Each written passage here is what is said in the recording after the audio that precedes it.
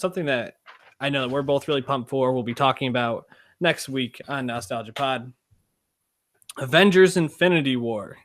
So give us a little background on this movie. I mean, there's a lot to go into, but give us like the basic, what is this? What is it? Film 18 for the Marvel Cinematic Universe, I believe. 10 years in the running, ever since Iron Man and the Incredible Hulk started off in 2008. This is the culmination, well, not even the culmination, but it's kind of like the culmination thus far of Phase 3, which kicked off with Captain America Civil War in summer 2016. It's a movie we've known about for a long time. The threat of Thanos, played by Josh Brolin, was first teased in Avengers, where you learn that he was the one prompting Loki to have the Chitauri people invade New York City, right? I mean, that was in 2012. That was a long time ago. That was the last movie of Phase 1. You know, there's been a lot of Marvel movies since then, a lot of movies in general. And the fact that we're finally at this point, it's kind of hard to believe, because I remember thinking, that's so far in distance. I don't even care what happens. It's so far away. Now it's here. We've seen the trailers, a lot of spots for it. It's crazy. Yeah, 10 years in the making. I mean, Robert Downey Jr.'s first Iron Man came out, I think it was actually 10 years ago, right? 2008. So exactly, yeah. Kind of crazy that this has all led up to this. There's a lot of talk about who's going to be left standing after this movie. I mean, to kind of create some stakes in this, people have to die. And also there's actors who have been doing this for a while that I think don't want to do it anymore. And also I think they probably want to cut the fat and say, let's move on and put these people at the forefront and kind of start building around these new characters. You know, obviously like T'Challa, the new Spider-Man, Chris Pratt's Star-Lord, all people that I think they know are going to be their starting rotation for a while. So we wanted to look at, say, like what we think is going to happen in this movie, particularly who we think is going to not make it through this movie. It's also important to remember they could make it through this movie and not make it through Avengers 4. Yeah, I think that's something that's kind of being lost with a lot of discussion about like who's going to die. Because like, the general assumption is that like the stakes have been relatively safe up to this point, but now Thanos is going to kick some ass and heads are going to roll. And also conveniently, in the real world, the contracts are up and actors leave, right? It's the perfect storm. But how much of this actually happens in Infinity War versus what happens in the sequel next May? And the sequel does not have an official name. Some people are thinking that it may be a spoiler, the title, so that's why they're withholding it. And like there's the potential that this kind of like sets up Marvel to be much more cosmic-y in space. Obviously, we get Captain Marvel next year. We assume a Doctor Strange 2 would happen. Kevin Feige just talking about a Nova movie. Guardians of the Galaxy 3 is happening. So like Marvel probably is not going to, and Kevin Feige said this, Marvel's not going to look the same once this final Infinity War movie comes out. And part of that's going to be because some of these heavy hitters that we've known for a while, played by big actors, are not going to be here anymore. Yeah, so why don't we jump in with some predictions? I mean, who feel like the odds-on favorites to not make it through this movie? Yeah. Well, I think he's kind of have to start with who's definitely surviving. And you can say who's surviving in both of these. I think you mentioned them right. Guarantees. Tom Holland's Peter Parker. Guaranteed. We have Homecoming sequels coming, but he was a home run. Sony also kind of owns him. They're not killing him. No way. T'Challa's Black Panther. Literally the highest grossing superhero movie of all time. They're not killing him. No, we're just going to cut that guy out. We don't want that. Plus, he has at least one Black Panther movie on his contract after the Infinity War sequel, so no way. I think Doctor Strange is pretty safe. We don't have the sequel officially announced yet. I think that's just like they've been holding. Like it's definitely like in production behind the scenes, but they haven't announced yet. I think that's kind of because like let's let Infinity War happen first thing, right? Ant-Man, Scott Lang, Paul Rudd. Well, Ant-Man 2 comes out a few months afterwards, so there you go. But again, he's also new, hasn't been in a lot of the movies. Right. And then I think most of the Guardians of the Galaxy are safe, at least Chris Pratt for sure. Guardians of the Galaxy 3 is happening. We assume Adam Warlock will be in that movie, and James Gunn like really loves those characters, and he's been a caretaker of the Guardians, right? So do they kill like one of the supporting players, maybe Nebula or Gamora, considering they're the daughters of Thanos? Could see that, but most of them will make it out.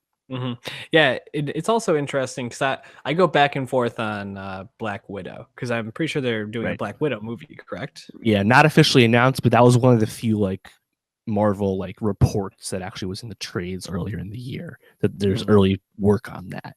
And I think if anything, like there's also like the sense of will the character die or will the character like leave and then be technically alive in case they bring her back. And like maybe Black Widow's like gone, not with the Avengers anymore, but then if they want to make that movie, they can, or that movie is going to happen in the past. Like who knows, you know? And I think Bruce Banner, the Hulk, supposedly that there's about what's his name, Mark Ruffalo has 6 more movies on his contract. It's been very publicly talked about. Now, this is also the type of thing where people could be putting this sort of news out there or intentionally talking up these things to lead you off the set. So yeah, well, it was a 6-film contract, but he's only done Avengers 1 and 2 and Ragnarok. He wasn't in Civil War, so there's still half of that left. And Universal kind of owns the solo rights, so I don't think they want to like get rid of that possibility either. So Hulk's pretty safe, I think, too. All right. Anyone else that's safe that you think is worth mentioning? I guess most of the supporting players in Black Panther are safe. At least Shuri, Okoye, M'Baku. I think most of those people, if not all of them, will make it out just for the sake of keeping the Black Panther area safe as well.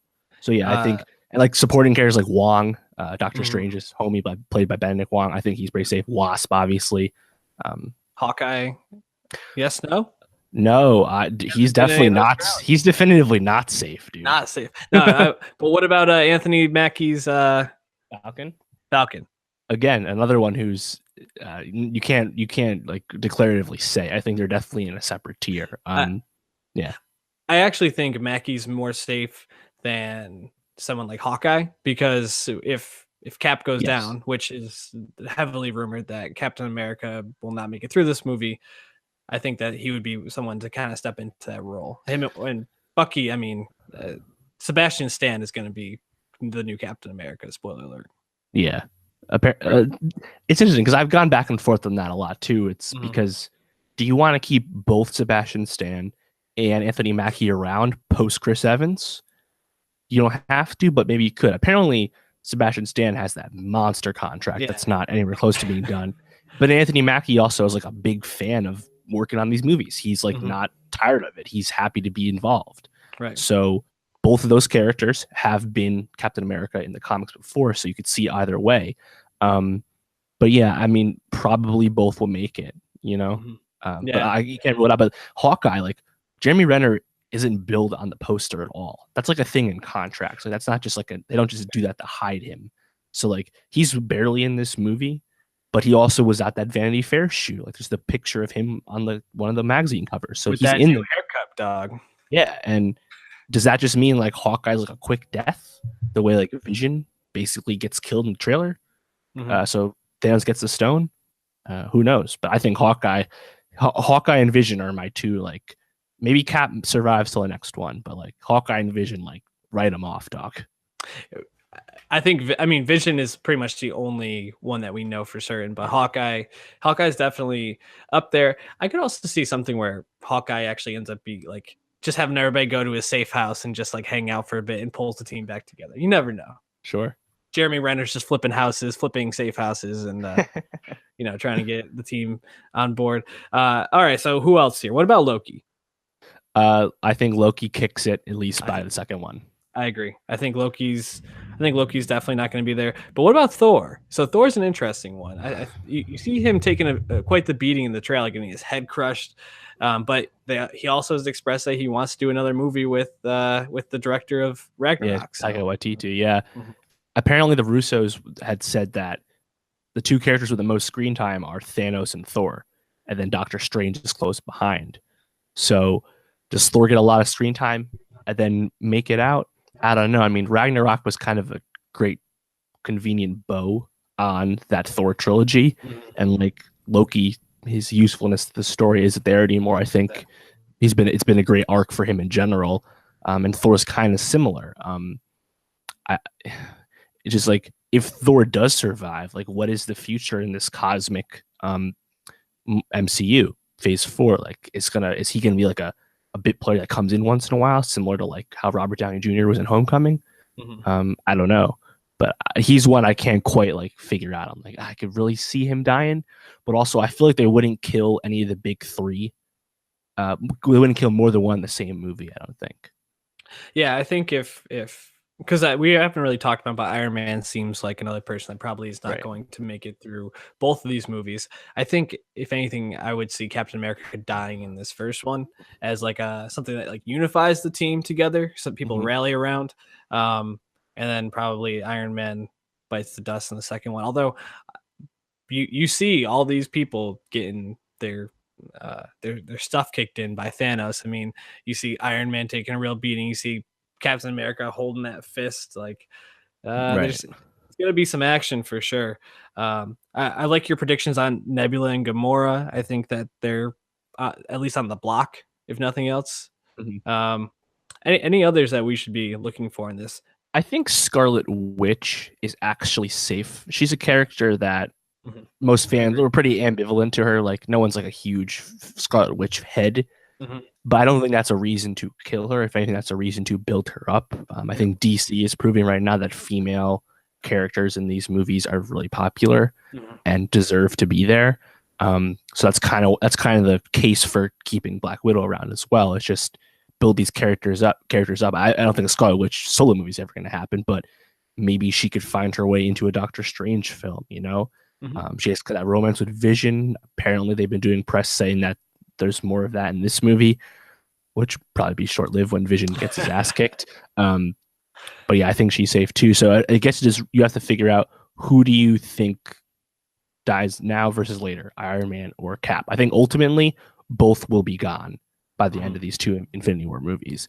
I guess there's a possibility that Downey, like Stark, walks away for good in case they want to have him come back in 10 years. I Right. guess it's a possibility, but Steve Rogers, Captain America, definitely dying by at least the end of the next one.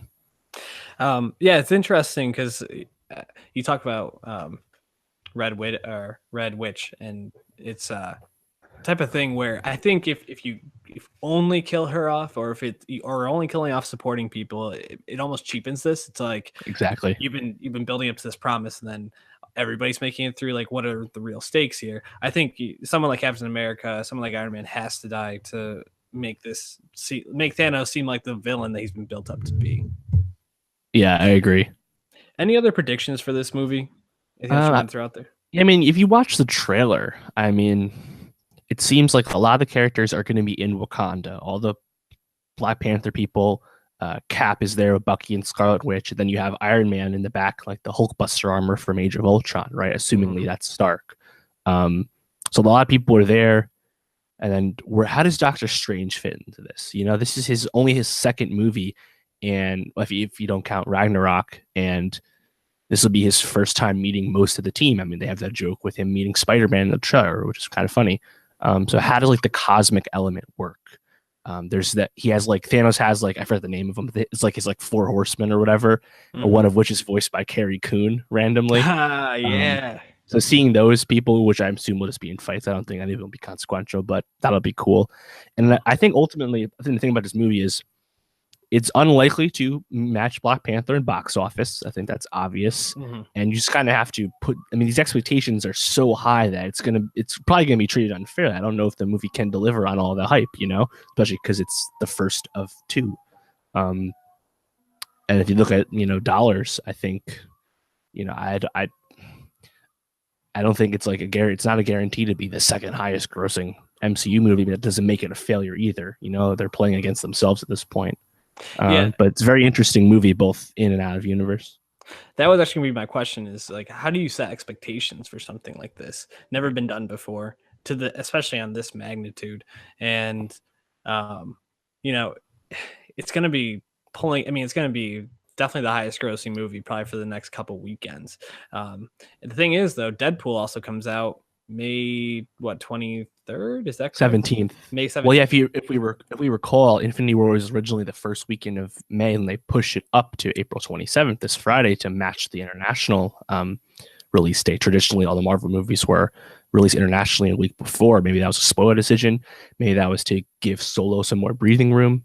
Mhm. We don't know, but either way, it doesn't have any competition for the first 2 weekends following. Right. Then Deadpool 2, followed by Solo short after. Sorry, Ocean's 8 is in there too, but that's not a serious contender for it. So it will definitely have the runway to make a shit ton of money.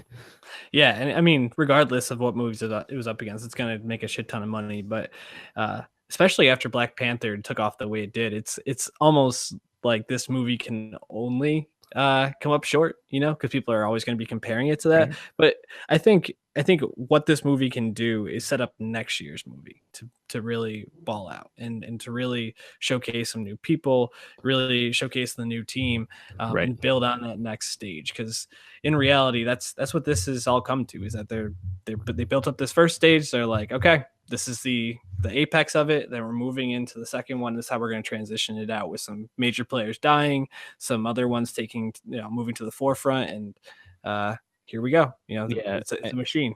and that second Infinity War film for 2019, I mean, it's so hard to predict anything that happens, and that's probably why the title is being held. Like, it's probably going to be cosmic as fuck. There might be time shifting elements with Doctor Strange. Who knows? Like, it's gonna change a lot of things. But like everything we kind of thought of with like the main fight is probably gonna culminate in this movie coming out this Friday. Yeah, So be crazy. Definitely interesting. And this actually will be the first year that Star Wars isn't the top movie of the year at the box office, because first Black Panther is number 3 all time already, but also Solo isn't expected to make Force Awakens money. It's going to make probably just Rogue One money. Mm-hmm. And Rogue Money was really good, of course, $1 billion, but it's not enough to top number 3 all time. So will Infinity War also outgrow Solo? Probably. So interesting year. Definitely going to be interesting. And I almost consider that actually, I mean, we talked about the problems with Solo, but Rogue One was a story. I mean, it only had elements and pieces of the real Star Wars story. And obviously this Han Solo story is different from the actual like Star Wars trilogy, and that all that IP. But I mean, you have Han Solo, and the fact that we're saying, it's probably going to only make Rogue One money. It's like Han Solo was one of the most beloved characters in Star Wars. To not be able to capitalize on him, I think would be, or at least to like the extent that the other movies have been, is actually a miss by Disney. It's weird too, because I mean, on one hand, this is coming out only 5.5, 6 months out from Last Jedi. I suppose the traditional year to year in December. So the whole Star Wars fatigue angle that is naturally happening at the box office will probably be expounded upon. But then you also have the whole production issues and the fact that a lot of local people on the internet, rightfully so, and if that's how they want to feel, don't want this movie to exist and aren't happy that someone else is playing Han Solo. But how much does that translate to dollars? You know? Right. I mean, I think early tracking, which is still obviously way far away, has like 150 million opening weekend, which is still tremendous. Mm-hmm. But that's not the 220 that Last Jedi made. So, it's interesting. Actually, you talked about like that Star Wars fatigue. What do you think would have to happen for some Marvel fatigue? Because I mean, you have Black Panther, you got Infinity War, then you have Deadpool, all coming out in like what, 3 month span? Yeah, well, again, Deadpool isn't MCU separate. I mean, we haven't had it yet. What's going to change? I think unless this whole new Marvel team, sans Iron Man and Captain America, is suddenly less interesting, but like Ant-Man did really fine, did great overseas, and Doctor Strange made good money. Like the low end of this spectrum is like what, 700 million, and like that's not going to happen. I mean, they're going to make probably like 400 minimum here, and they're going to probably 1.5 times that overseas. Like these things are just so reliable, and we saw what Guardians of the Galaxy, characters that no one gave a flying fuck about. Like it's happening year over year, and I think the quality might dip a little bit, and obviously there's detractors and critiques to be had, but like they just are movies, and they represent them alongside Star Wars. And then when DC and X-Men are good too, it's like the few movies that really matter, the movies that you need to see right when they happen, and that's just not going to change overnight. No, it's not. And I also think because they've built up so many different characters and get people to invest in so many different characters. Like you can take chances with these movies. You can give it to you can do a Thor Ragnarok. You don't have to, always be formulaic or always be true to like the Star Wars like I don't know, mindset, which you get someone like Lord Miller and then you take it away from them. It's like you're not really trying to take chances, you're trying to make Star Wars movies, which is fine. Star Wars movies are great, but like Marvel's built up such a trust from their fans and such a stand fan base. It's you can do stuff like this and take chances. Yeah, I think there's two different sects of fans too. I mean, when Last Jedi does things that aren't what fans wanted or expected or think of when they think of Star Wars, there's outcry. Right. And whether that's not because the movie is bad, just because it's different, right? Mm-hmm. Marvel hasn't even come close to having that kind of situation yet. It's like, oh, the costumes are not comic accurate. Like the portrayal is way different. It's minor shit. People don't have the reverence for comic lore is not the reverence for Star Wars. Right. So again, it is really apples and oranges. But this movie is going to be something for sure. So we'll be talking about it next week.